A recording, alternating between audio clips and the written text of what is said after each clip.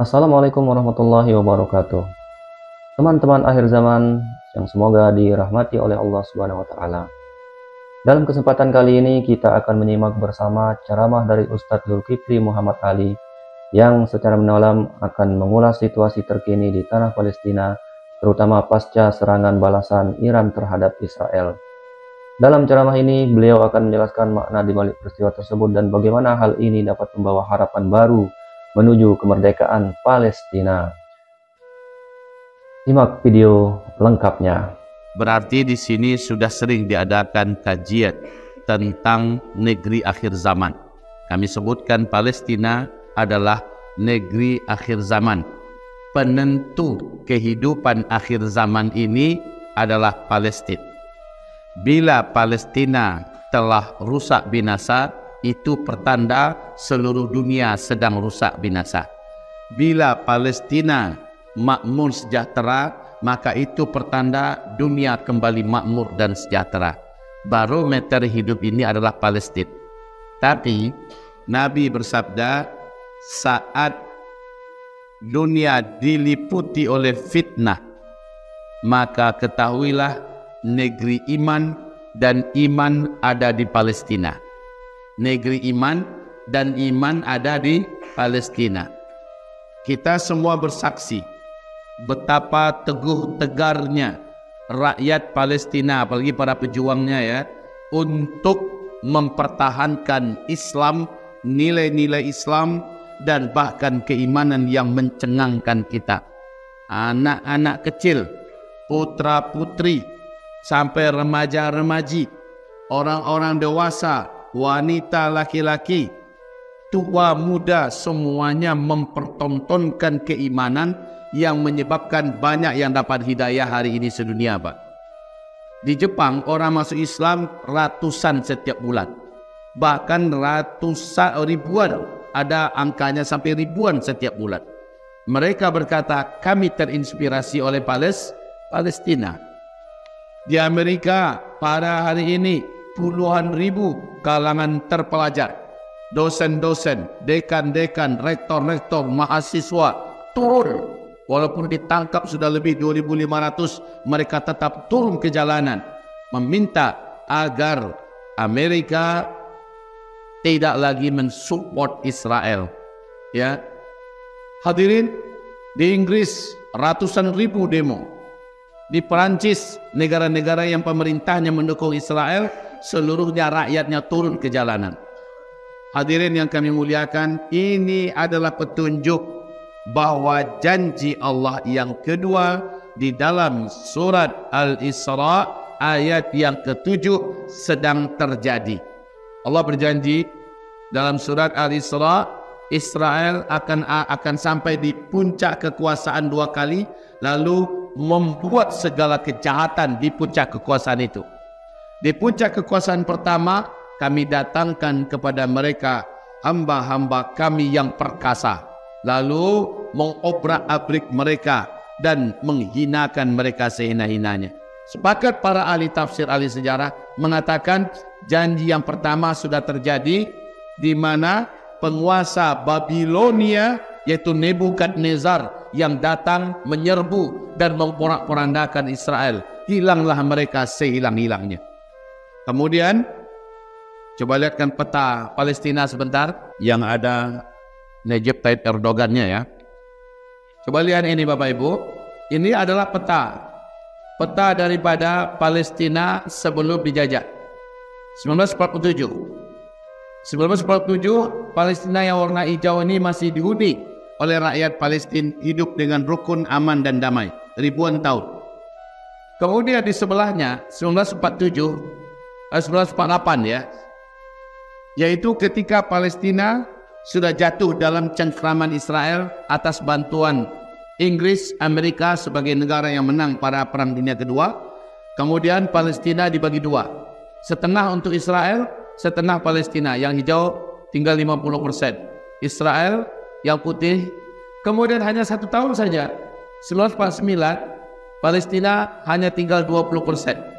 2014 kondisi yang sebelah sini sudah buram ya. Hari ini satu-satunya negeri yang belum bisa ditaklukkan oleh Israel adalah jalur Gaza. Ini yang jalur Gaza, dan ini adalah Laut Mediterania. Baik, ini Suriah, ini Turkiya. Nah, kaum muslimin ini Mesir. Daerah sini adalah Mesir. Rafah itu di sini. Perbatasan Rafah itu di sini. Hadirin yang kami muliakan, sepanjang sejarah Israel terbukti berada di puncak kekuatannya kembali. Yahudi ya, mereka buat negara ilegal dengan menjajah Palestina. Tapi Allah menjanjikan dalam Al-Quran, ketika mereka berada di puncak kejahatannya, kami tentukan janji kedua berlaku.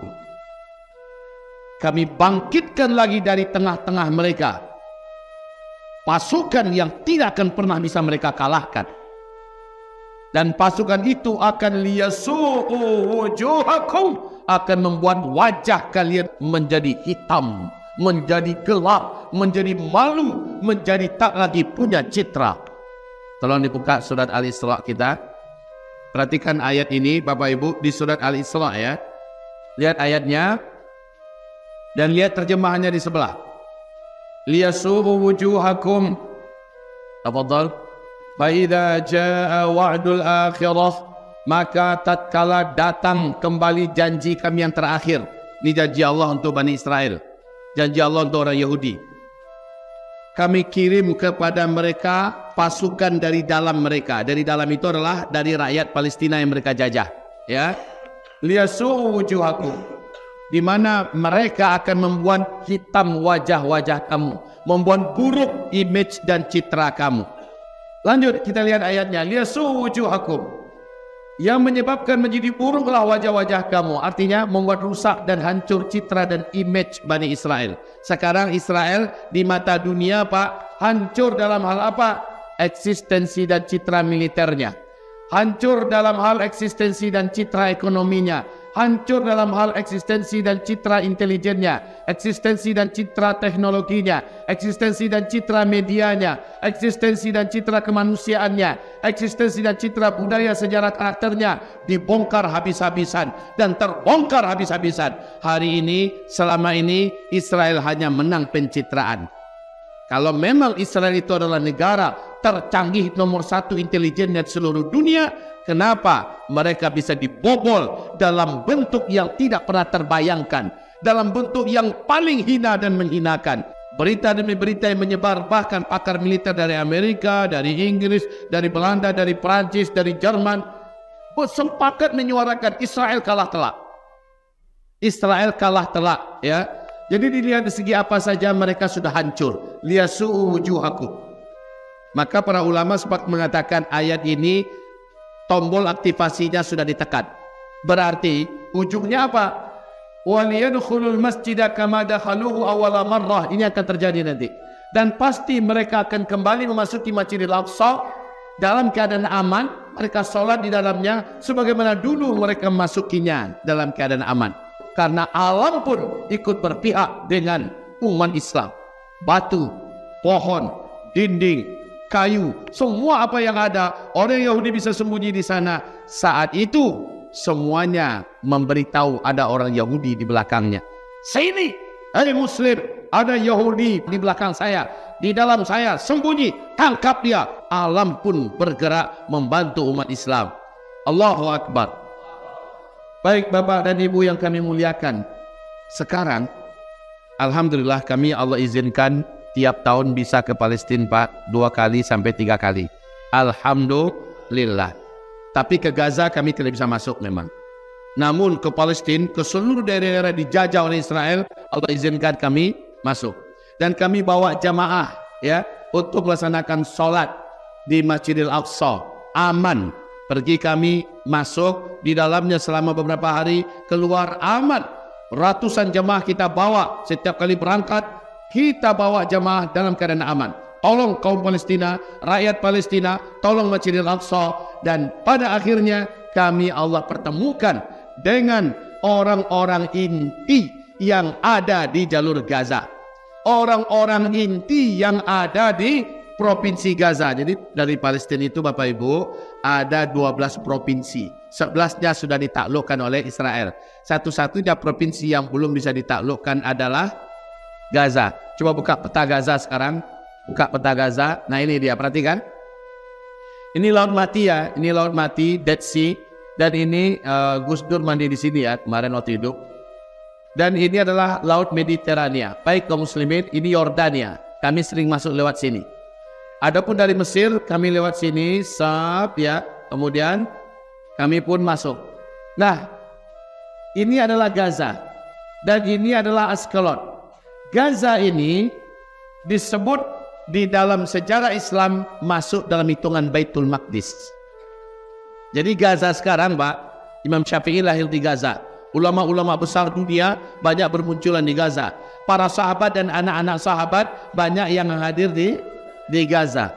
Nah, jalur Gaza ini sampai Askelon terhitung sebagai Baitul Maqdis. Jadi kalau diseret kemari, ini Baitul Maqdis ya, ini Baitul Maqdis. Masya Allah, ini Baitul Maqdis. Masjidil Aqsa yang ini, Bethlehem. Ini Masjidil Aqsa di sini, Baitul Maqdis itu dari sini. Kiri dan kanannya disebut dengan sayap-sayap Baitul Maqdis. Sayap-sayap Baitul Maqdis yaitu Palestina utara, Palestina ke selatan itu adalah sayap-sayap Baitul Maqdis. Adapun yang ini sekitarannya disebut dengan negeri Syam, Suria, Lebanon, Yordania disebut dengan negeri Syam. 4 negeri ini kata Rasulullah di akhir zaman akan ditaklukkan oleh Palestina saat mereka bersatu kembali menjadi negeri Syam. Dunia takluk di bawah kepemerintahan Islam. Allahu Akbar. Jadi kaum muslimin yang kami muliakan, dekat waktunya kita menyaksikan kemenangan Palestina. Apakah kita tolong mereka atau kita tidak tolong mereka, mereka pasti menang. Bapak mau tolong mereka atau tidak? Bapak mau tolong mereka apa tidak? Mau tolong Palestina apa tidak? Mungkin ada yang berkata, Buya, kalau memang mereka akan menang juga, enggak usah kita tolong. Betul Pak? Setuju Pak? Tidak usah kita tolong, kan mereka kan pasti dimenangkan oleh Allah. Kalau seandainya kita tidak bantu mereka, ibarat kapal yang sedang bergerak menuju pulau kemenangan, mereka sedang bergerak hari ini. Tidak ada kita di dalam kapal itu, kapal tetap sampai kepada pulau kemenangan dan mereka pasti akan mendapatkan kemenangan itu dengan pertolongan Allah. Kalau kita numpang naik ke atas kapal itu, pasti kita pun ada di dalamnya. Maknanya apa? Kalau kita ikut berjuang bersama Palestina, kita terhitung di sisi Allah sebagai pejuang kemerdekaan Palestina. Hebat tidak? Kita terhitung sebagai mujahid, mujahidah, mujahidin, mujahidat untuk kemerdekaan Masjidil Aqsa. Kita sekedar numpang doang. Paling hanya bayar tiket, Pak. Bayar tiket untuk naik kapal itu. Lalu yang berjuang mereka, Pak. Karena para pejuang sini berpesan begini, wahai rakyat Indonesia, demi Allah, di akhirat kelak kami bersaksi untuk kalian. Kalian jauh, tapi kalian lebih mencintai kami daripada bangsa Arab kami sendiri. Demi Allah, kalian di hati kami lebih daripada saudara kandung.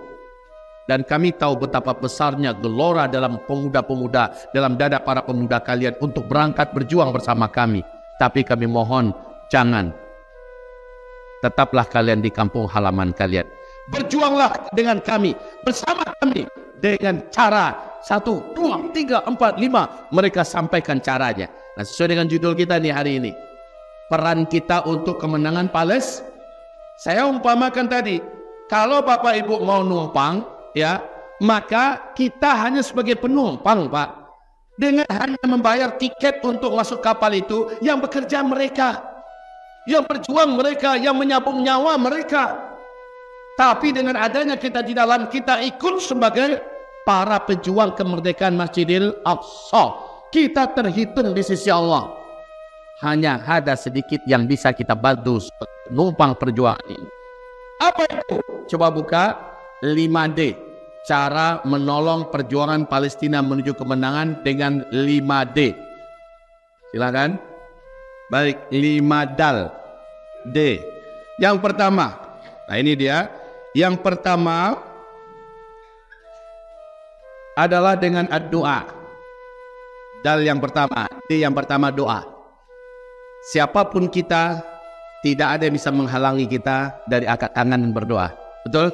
Dan tidak ada yang tahu kita sedang doakan apa. Tapi Allah menobatkan doa itu sebagai senjata terkuat orang beriman. Kita tak bisa kirimkan senjata untuk mereka, Pak. Tapi kita bisa kirimkan yang lebih kuat dari sekedar senjata yang dibuat manusia, yaitu doa kita. Saya berharap masjid-masjid, setiap pesantren-pesantren, kampus-kampus, semuanya memulai dengan doa dan doakan Palestina di dalamnya. Salat kayak subuh tadi, apa sih sulitnya? Setelah ruku, Sami Allahu liman hamidah, doa, kunut nazilah namanya. Apa sulitnya kunut nazilah? Kita mempersembahkan bantuan terkuat. Ini yang diminta oleh rakyat Palestina. Mereka minta, wahai rakyat Indonesia, doakan kami selalu dalam setiap solat kalian. Itu yang mereka minta pada kita. Oke? Sanggup nggak Bapak Ibu? Sanggup tidak? Ketua? Nah, ini pesan khusus ini dari Palestina. Instruksikan imamnya, kalau tak bisa 5 kali dalam sehari untuk doa kunut nazilah minimal subuh. Kunut nazilah. Sampai kapan? Sampai Palestina merdeka. Membayi wak pemerintah dengan kunut nazilah. Keluar pitih kita. Berkurang anggaran kas kita. Kan tidak. Jadi tolong doakan. Bapak sedang safar, sedang di pesawat, doakan Palestina. Bisa Bu? Menjelang berbuka puasa, doakan Palestina. Habis salat, habis zikir, doakan Palestina. Ini yang pertama. Dengan doa itu mereka Allah menangkan hari ini. Ya, hampir menuju kepada puncak kemenangan. Dengan doa kaum muslimin seluruh dunia. Berikutnya, yang kedua, dakwah. Apa dakwah maksudnya ini? Ini dia penjelasannya. Para da'i-da'i, khatib-khatib, imam-imam masjid, guru-guru, dosen-dosen, para orang tua, sahabat-sahabat, pimpinan-pimpinan, dan sebagainya, gunakan semua media sosial, seluruh panggung-panggung yang bisa digunakan untuk menyebarkan tentang siapa Israel, bagaimana Palestina hari ini, dan bagaimana kondisi terkini. Setiap ada berita yang akan mensupport, memperkuat kondisi dan perjuangan Palestina, sebarkan cepat. Inilah peranan kita berjuang bersama Palestina, yaitu dakwahkan. Oke? Berantas semua berita hoax dengan yang hak.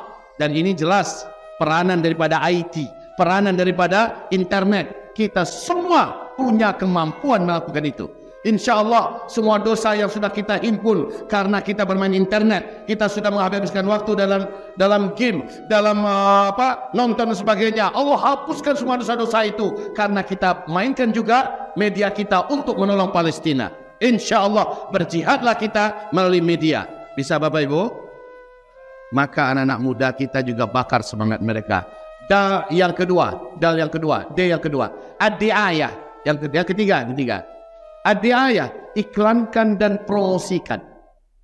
Apa yang mau diiklankan? 1. Boykot semua produk-produk Israel dan sekutu-sekutunya, ya, seperti Amerika, Inggris, Prancis, Jerman, Austria, ya, India, negara-negara yang ikut bersama Israel.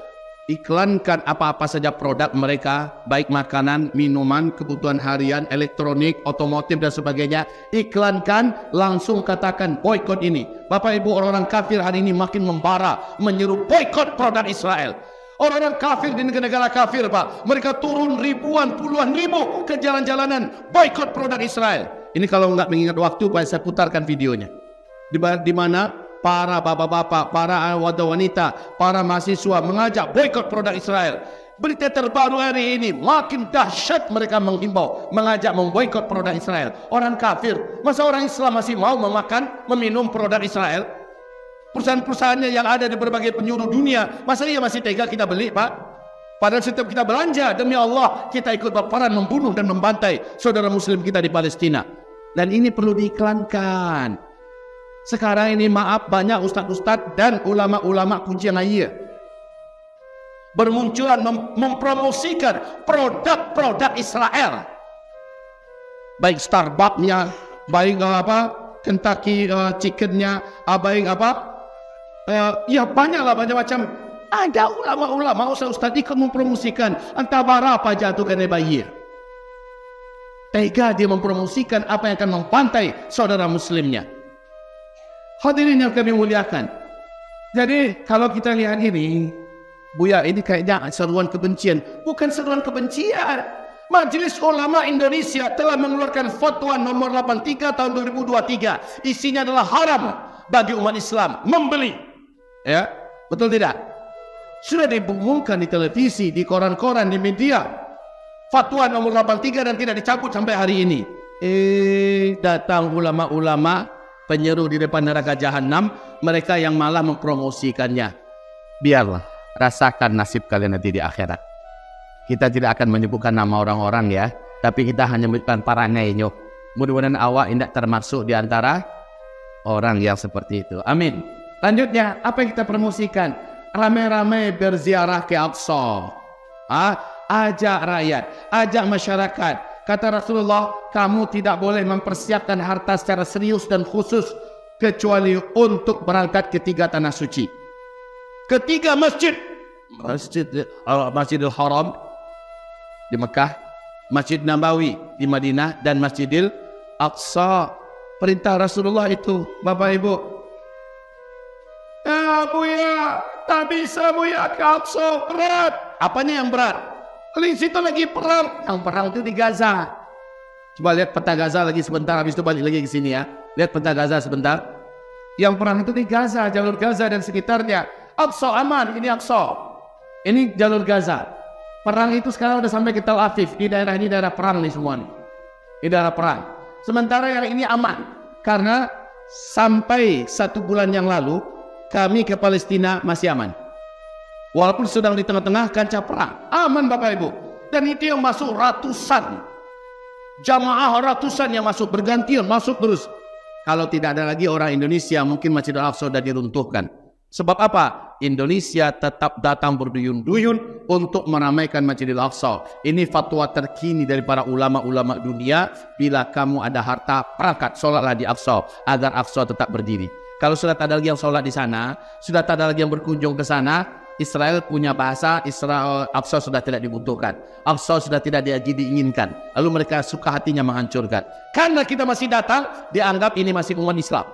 Masih milik umat Islam. Baik ada rezeki Pak, berangkat kita. Bareng insya Allah Ta'ala. Kembali kepada topik kita. Ayo kembali pada yang tadi. Jadi ini silakan kalau ada yang inginnya berangkat sama Buya, tafadhal. Mungkin nanti kita perpindahan dari musim panas ke musim sejuk. Insya Allah Ta'ala Oktoberan kita akan ke Aqsa lagi. Kalau ada yang mau bareng Umrah plus Aqsa, ini ada nomor kontak. Dihubungi saja. Kami ingin berangkat. Kapan tanggal pastinya dan bagaimana administrasi dan sebagainya.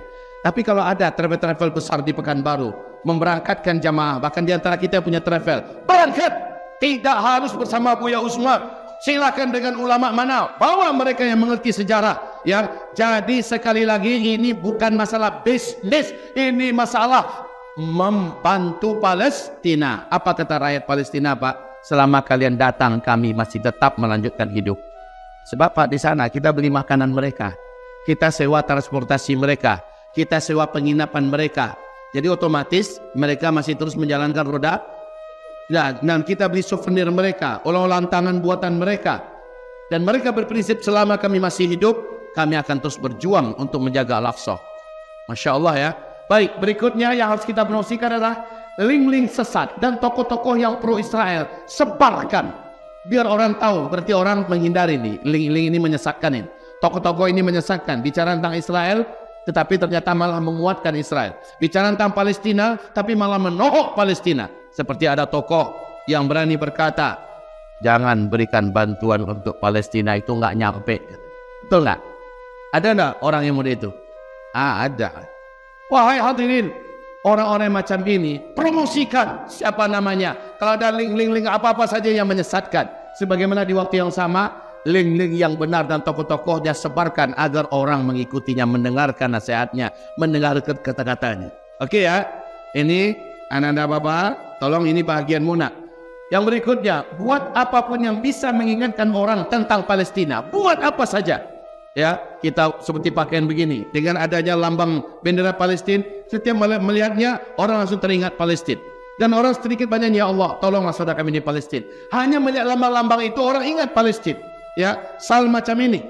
Atau topi seperti ini.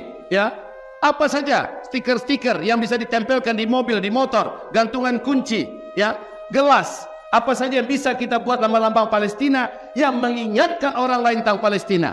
Atau termasuk nomor-nomor rekening NGO amanah yang mengantarkan bantuan kepada Palestina. Sebarkan di mana-mana kaum muslimin yang kami muliakan. Ini yang dimaksud dengan buat apapun yang bisa mengingatkan orang kepada Palestina. Ingat di barat hari ini. Di barat, di Eropa, di Afrika, di berbagai negara-negara yang pemimpinnya kafir, Pak. Hari ini rakyatnya memakai dan mengenakan semua atribut-atribut yang terkait dengan Palestina.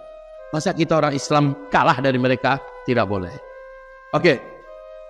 Yang keempat, nah ini dia. Ini yang paling memungkinkan dan ini juga yang dinanti-nanti oleh saudara kita yang di Palestina. Ad-da'mul mali wal maddi. Kumpulkan semua donasi. Baik itu bantuan kemanusiaan atau bantuan untuk perlawanan. Kalau bantuan kemanusiaan, babnya di sisi Allah namanya sedekah. Adapun bab dari harta yang digunakan untuk perlawanan di sisi Allah namanya infak fi sabilillah. Yang selama ini kita berikan, Pak, itu sedekah. Semoga Allah terima. Amin. Tapi sedekah menurut Allah, Allah ganti 10 kali lipat. Infak fi sabilillah berapa Allah ganti? 700. Startnya 700 kali lipat. Jadi perbedaannya kontras ya. Yang satu untuk kemanusiaan, memberi makan, minum, menjaga kesehatan, mengirimkan obat dan sebagainya, itu sedekah. Tapi kalau membantu perlawanan, maka nilainya infak fi sabilillah. Menurut Allah itu nilainya layak. 1 gantinya 700. 1 juta Allah kembalikan 700 juta. 10 juta Allah ganti 7 miliar. Dan Allah maha menepati janji. Jadi kalau begitu, ad-da'mul mali wal maddi, harta, logistik, obat-obatan dan lainnya, dan bahkan juga senjata. Yang bisa melakukan yang terakhir ini hanyalah negara. Ini hanyalah negara. Dan sayangnya sampai saat ini yang melakukan itu baru negeri-negeri sekitaran Palestina yang notabene Syiah. Yaman, Lebanon, Irak, Iran, Bahrain. Turki belum berani membantu dengan militer, dengan senjata. Tetapi alhamdulillah Turki hari ini sudah mengusir semua duta diplomat Israel dan memutus semua hubungan diplomatik, hubungan bisnis, hubungan apa saja diputus habis oleh Turki pada hari ini. Tapi itu sudah hebat. Itu sudah hebat. Saya baru pulang, Pak, dari Turki 2 minggu yang lalu. Alhamdulillah pertemuan internasional tentang kami mengupas masalah Palestina. Lalu alhamdulillah kami menyalurkan langsung bantuan gelombang keempat. Alhamdulillah lebih 1 miliar kita serahkan cash ya kepada pemerintahan resmi yang mengelola jalur Gaza. Kita serahkan, kita videokan, kita foto dan sebagainya, dan kita sebarkan di media kita. Alhamdulillah kita punya Uzma Care for Palestine ya, pertolongan dari rakyat kaum muslimin Indonesia. Tapi tujuan kami meliputi sedekah dan infak fisabilillah. Sedekah sekian persen, infak fisabilillah sekian persen, untuk kemanusiaan sekian persen, dan untuk perjuangan pengusiran penjajah sekian persen. Ini kami ambil komitmen supaya ada keseimbangan, mempertahankan nyawa manusia dan juga mengusir penjajah. Ini bantuan kaum muslimin, kita arahkan ke sana. Baik hadirin, yang kelima, bantuan yang kelima, ad-damul askari wasiyasi, dan ini belum terbuka kecuali hanya negara yang bisa buat. Kalaulah Indonesia yang katanya militernya 3 kali tingkat di atas kekuatan militer Israel, satu negara Indonesia saja Israel lenyapin. Tapi ya kita belum bisa berharap hari ini ya. Hari ini belum. Entahlah di tanggal Prabowo besok entah bagaimana, wallahu a'lam. Tapi dengan kabar ada rencana mempelai hubungan. La ilaha illallah. Apa yang mau mereka kerjakan? Kantor mereka hancur, pertanian mereka dimusnahkan, ya. Semua pabrik industri semuanya dibinasakan. Rumah-rumah sakit, pabrik industri ini semuanya sudah ditiadakan. Apa yang bisa mereka kerjakan hari ini? Keberlangsungan mereka wajib ada sampai saat ini, karena Allah yang mengizinkan lewat bantuan umat Islam seluruh dunia. Ya, dan yang terhebat adalah dari Indonesia. Masya Allah. Kami ketika datang disambut oleh mereka dan air mata mereka berlinang. Dan mereka berkata, inilah dia saudara-saudara dunia akhirat kamu. Hadirin yang kami muliakan, baik sekarang tadi kami sudah menyampaikan apa peranan kita untuk kemenangan Palestina. Palestina tetap akan menang pasti dengan kita terlibat di dalamnya atau tanpa kita. Ketika kita tidak mau terlibat, Allah akan datangkan orang-orang lain yang mau terlibat. Ibaratnya nggak mau kita naik kapal perjuangan yang sedang menuju kepada pulau kemenangan yang udah nampak ini. Tidak mau, akan ada penumpang lain yang akan mengisi tempat yang seharusnya kita yang mengisi. Saya berharap dari masjid ini, wahai Bapak Ibu, banyak para penumpang ikut bergabung. Bayarlah tiketnya, berinfaklah fi sabilillah untuk Palestina. Al-Faqir Zulkifli Muhammad Ali menjalankan amanah ini bulan demi bulan, dan tim kami, tolong diputar sebentar, ya, serah terima dana kita dan pembagian dana itu di lapangan. Bismillah, ini yang pertama. Bapak Ibu yang kami muliakan, insya Allah minggu depan kami mengantarkan kembali bantuan gelombang kelima. Sudah terkumpul beberapa belas ribu dolar. Jadi kalau ada di antara kita punya dolar, titipkan. Kalau ada di antara kita punya uang asing, boleh. Kalau ada di antara kita punya simpanan yang diniatkan untuk menjaga akhirat kita, maka titipkan kepada kita. Zakat mal, maka tidak ada yang lebih berhak pada hari ini menerima zakat mal melebihi rakyat Gaza Palestina. Titipkan. Insya Allah Ta'ala kami dengan sangat mempertaruhkan nyawa dan nasib akhirat kami akan membawa amanah ini sampai ke tangan mereka. Hamba-hamba Allah Uzmakar hadir belum lama, tetapi Alhamdulillah membangun komunikasi dalam dan luar negeri. Dengan izin Allah kita berada di bawah Basnas, ya, dan bekerjasama di sana juga dengan Al-Hidarah Al-Amma Liz-Zakat, yaitu kantor nasional penyaluran zakat di Palestina. Jadi kita legal, Pak. Kita melakukannya dengan cara-cara yang aman. Alhamdulillah. Baik Bapak Ibu, sekarang mengingat ini waktu adalah waktu yang langka dan kesempatan juga kesempatan terakhir. Palestina pasti akan Allah tolong dan Allah menangkan. Dan berharaplah kita kepada Allah, kita ada di dalamnya. Masjidil Aqsa pasti akan merdeka. Berdoalah kita kepada Allah, kita terhitung sebagai yang memperjuangkan kemerdekaan Masjidil Aqsa. Tak terhingga, Pak, bukan surat Taubah, bukan surat Taubah, tidak terhingga yang Allah janjikan kepada kita. At-Taubah 14 ya, 15. Ini asli pengajian ini, pengajian yang mengupas ayat, mengupas hadis dan membuka fakta lalu bercerita apa yang harus kita buat. Ini dia. Surat At-Taubah ayat 14. Ini 1, 2, 3, 4, 5 masih di satu ayat ya. Qatiluhum yu'adzibhumullahu bi'aydikum wa yukhzihim wa yansurkum alaihim wa yashfi sudura qaumin mu'minin. Satu ayat baru ini, ayat 14. Apa artinya? Wahai orang-orang yang beriman, perangilah oleh kalian orang-orang kafir jahat lagi zalim yang memerangi kalian. Para tentara IDF Israel juga mengaku, kami seperti perang melawan hantu. Ditembak, tembus saja pelurunya, kena dinding. Mereka seperti tidak ada ya. Tapi ketika mereka nembak kami pun mati. Jadi ini cerita rakyat tentara IDF yang ikut berperang. Bagaimana Allah memberikan pertolongan. Inilah ayatnya, wa yansurkum alaihim. Allah pasti menolong kamu dalam mengalahkan mereka. Allah turunkan bala tentara yang mana ini nyata dilihat oleh musuh, sementara mereka tidak bisa melakukan apa-apa. Sekali lagi saya katakan, kita ikut, Allah akan menangkan Palestina. Kita tidak ikut, Allah tetap menangkan mereka. Alangkah mulianya kalau kita ikut. Itu Bapak, alangkah agungnya posisi kita kalau kita selama ini bantuan kita baru sebatas sedekah yang belum terdaftar kita sebagai pejuang. Tapi kalau kita masukkan dalam bab infak fi sabilillah, kita dimasukkan oleh Allah sebagai orang yang ikut berjuang dan berperang menghalau penjajahan. Lanjut ayat kelima. Wa yashfi sudura qaumin mu'minin. Allah dengan perang tersebut pasti akan menyembuhkan semua rasa sakit. Jadi karena adanya perlawanan macam ini, Pak, rasa sakit hati, rasa dendam, rasa pilu yang ada dalam hati kita melihat kemenangan demi kemenangan yang diraih oleh para pejuang, ada tersembuhkan rasa itu ya Pak ya. Alhamdulillah, asailah kalian Israel. Naklah kalian wahai Israel, karena ada perlawanan. Ya karena ada perlawanan sembuh rasanya. Maaf ya Pak, saya contohkan ini Bapak, maaf ya, ibu Bapak dibantai di depan mata Bapak oleh penjahat, oleh maling, oleh rampok ya. kemudian bapak juga disiksa lalu dibunuh, anak bapak juga begitu, bapak diikat. Sakit nggak hati bapak? Sakit. Tapi datang orang yang melakukan perlawanan akhirnya bisa membabak beluri dan bisa membuat takluk dan kalah orang-orang jahat ini. Ada terobati nggak rasanya Pak? Ada terobati tidak rasanya? Terobati. Ini yang terjadi secara psikologis hari ini di Palestina. Lanjut ayat yang ke-15. Nah ini bagian kita sekarang. Yang nomor 7-nya bagian kita nih. Wa yudhib ghaidha qulubihim. Dengan perang itu semua rasa amarah tersalurkan. Wa yatubullahu ala man yasha. Ini bonus. Siapapun yang berdosa di antara kalian, Allah berkenan memutihkan semua dosa itu selama kalian ikut dalam perjuangan itu.